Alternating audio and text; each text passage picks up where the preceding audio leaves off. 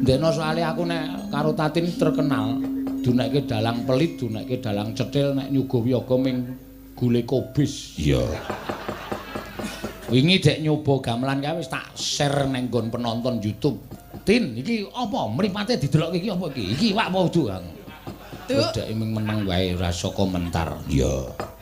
Turah kok ngantian wong 40 we penabuh 26 sinden 12 we tak beleke pitik 6. Wow.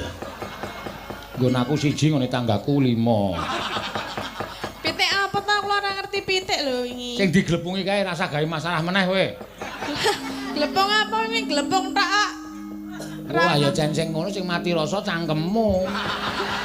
Lah kok lah Oh tangket kancane wis do mangan nganti do. Ngono.